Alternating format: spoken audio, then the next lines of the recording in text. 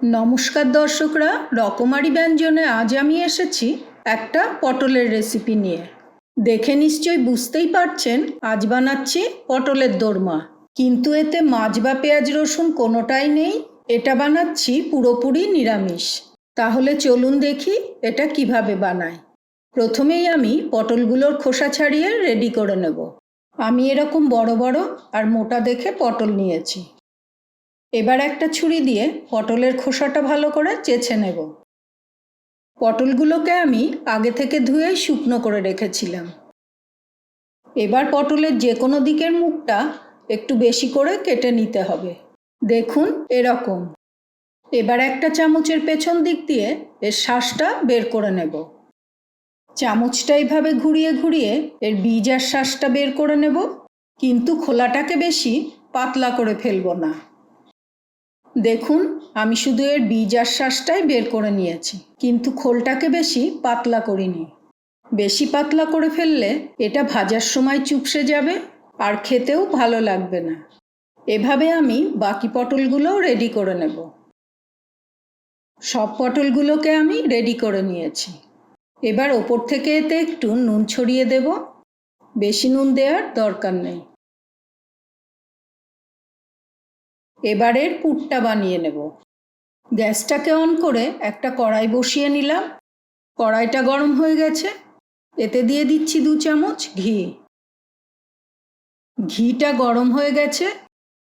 এতে দিয়ে দিচ্ছি আদা কুচি, কাঁচা লঙ্কা কুচি, দিচ্ছি কাজু কুচি আর দিয়ে দিলাম কিশমিশ কুচি।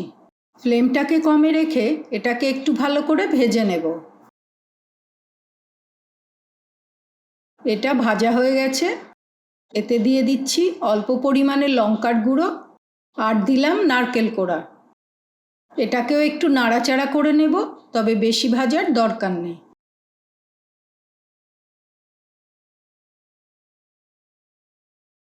এবার দিয়ে দিচ্ছি কিছুটা পরিমাণে ছানা। এটাকে ভালো করে মিশিয়ে নেব। এটা মিশে গেছে। এবার বাকি ছানাটাও আমি এতে দিয়ে দেব। আর 2 চামচ মতো ছানা রেখে দিয়েছি গ্রেভিতে দেওয়ার জন্য। এটাও ভালো করে মিশিয়ে নিচ্ছি।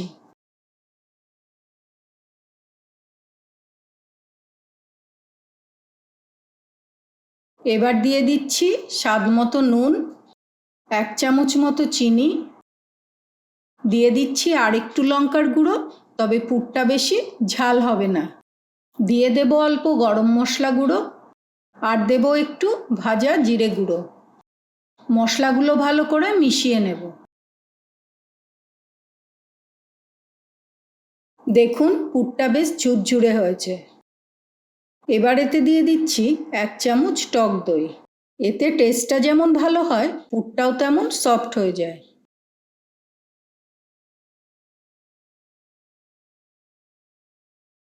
এবার ওপর থেকে একটু ধনেপাতা কুচি ছড়িয়ে দেব আর নাড়াচাড়া করে ফ্লেমটাকে অফ করে দেব।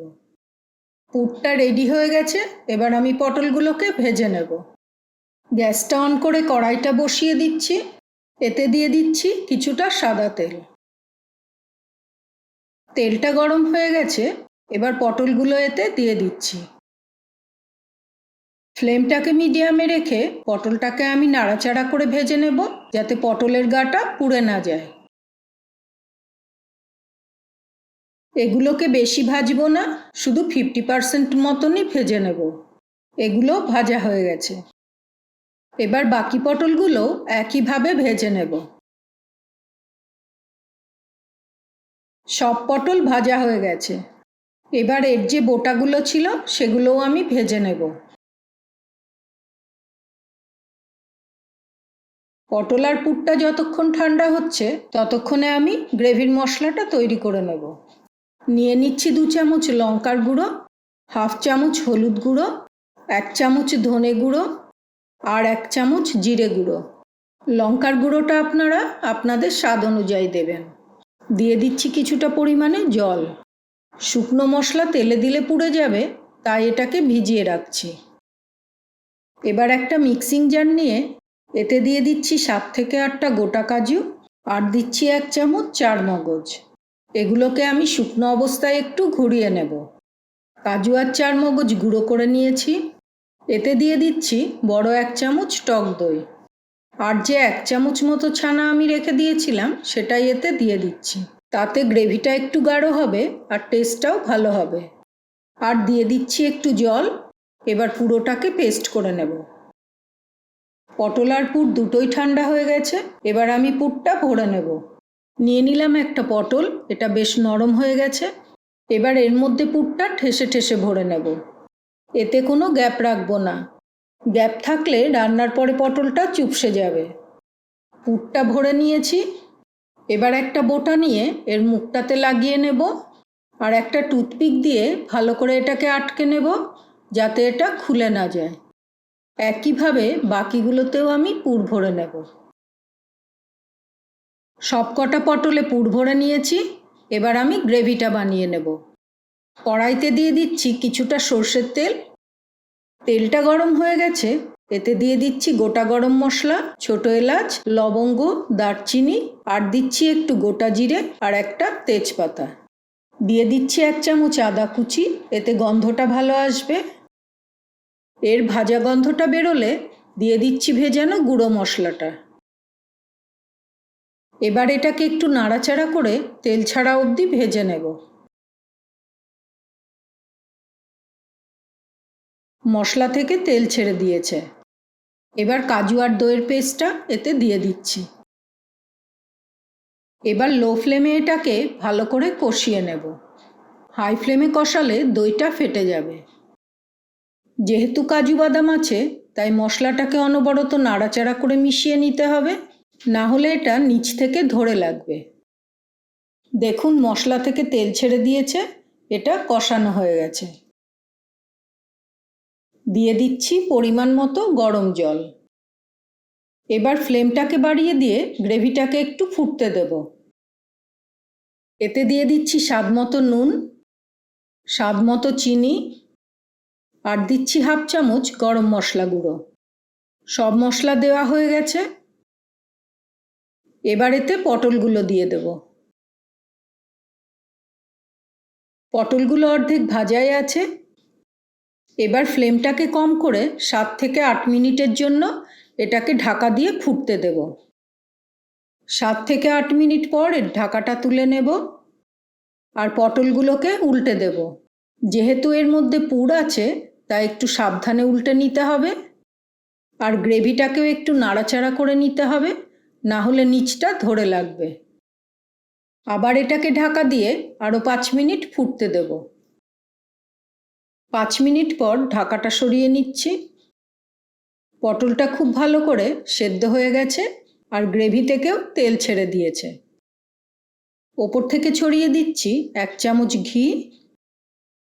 পটলের দোরমা একদম রেডি হয়ে গেছে। এবার ফ্লেমটাকে অফ করে দেব। এবার এটাকে পরিবেশন করে নেব।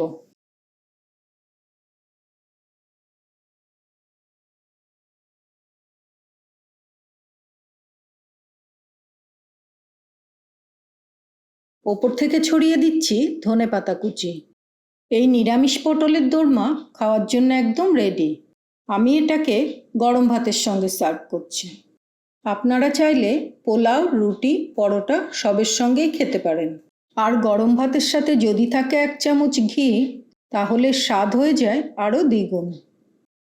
দেখুন এটা দেখতে যেমন লোভনীয়, খেতেও তেমনি সুস্বাদু। একটা পটল আপনাদের কেটে দেখাচ্ছি, এটা ভেতর থেকে কেমন হয়েছে। তাহলে দেখে নিলেন কত সহজেই এই পটলের দোরমার রেসিপিটা বাড়িতে বানিয়ে নেওয়া যায়। আর যে কোনো নিরামিষ দিনে আর কোনো কিছুরই দরকার হয় না। এই সহজ পটলের দোরমার রেসিপিটা যদি আপনাদের ভালো লাগে তাহলে ভিডিওটাকে লাইক করে দেবেন। আপনারা এটা অবশ্যই বাড়িতে বানিয়ে দেখবেন। কেমন হলো অবশ্যই কমেন্ট করে জানাবেন। ভালো লাগলে অন্যদের সাথেও রেসিপির ভিডিওটা শেয়ার করবেন। আর এরকম আরও রেসিপি পেতে আমার চ্যানেলটাকে অবশ্যই সাবস্ক্রাইব করে দেবেন। পুরো ভিডিওটা দেখার জন্য ধন্যবাদ।